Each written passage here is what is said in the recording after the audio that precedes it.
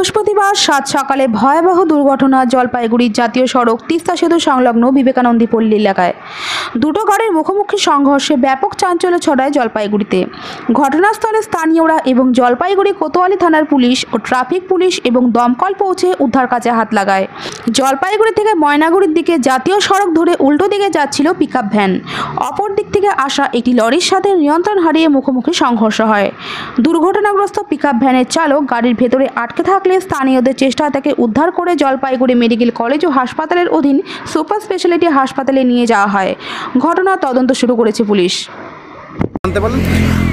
জানতে পারলাম একটু আগে একটা অ্যাক্সিডেন্ট হয়েছে রাস্তায়। আচ্ছা, তো আসলাম, এসে দেখলাম যেরকম ড্রাইভারটাকে পাড়ার লোকজন সব বের করে হসপিটালে পৌঁছাইছে।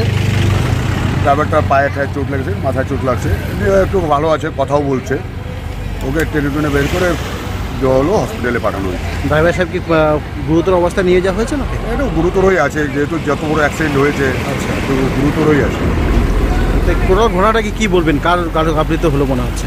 এটা এখন অ্যাক্সিডেন্ট তো কাউকে বলে কয়ে আসে না। আচ্ছা, এটা মানুষের ভুলের কারণে অ্যাক্সিডেন্টটা হয়। অনলাইনে তো চলতে গেলে একটু সাবধানতা নিয়ে চলতে হয়। এই সাবধানতা থাকলে পরে আজকে এই দুর্ঘটনা ঘটতো না।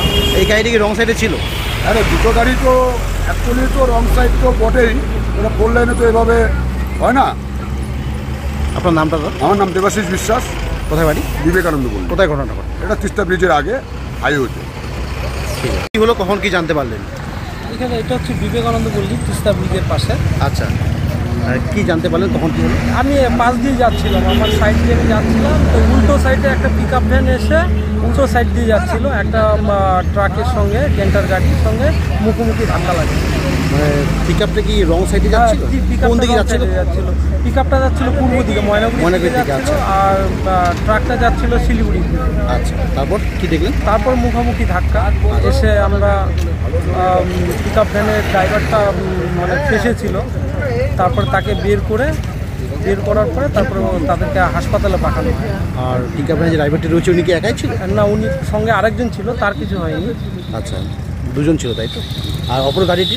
অপর গাড়িতে তো একজনই দেখছি, কোনো কিছু হয়নি? না, তার কিছু হয়নি। এখন কি ড্রাইভারকে কোথায় নিয়ে যাওয়া হয়েছে? ড্রাইভার দশতলাতে দশতলা হাসপাতালে নেওয়া হয়েছে। তারপর পুলিশ এসছে ঘটনাস্থলে? পুলিশ এসে, ফায়ারের লোক এসছে। আচ্ছা, ফায়ার ব্রিগেডকে ফোন করা হয়েছিল? হ্যাঁ, ফোন করা হয়েছে, তারা এসছে।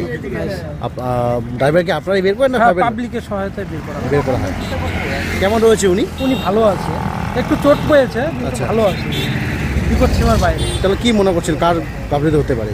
গাফিলতি হচ্ছিল পিকআপ ভ্যান, যেহেতু উল্টা সাইডে আসছিল। আচ্ছা আচ্ছা, আপনার নামটা? আমার নাম রাজা মজুমদার। কোথায় বাড়ি বললেন? বিবেকানন্দ পল্লী। কোথায় ঘটনাটি ঘটে? ঘটনাটা বিবেকানন্দ পল্লী, তিস্তা ব্রিজের হাফ কিলোমিটার আগে।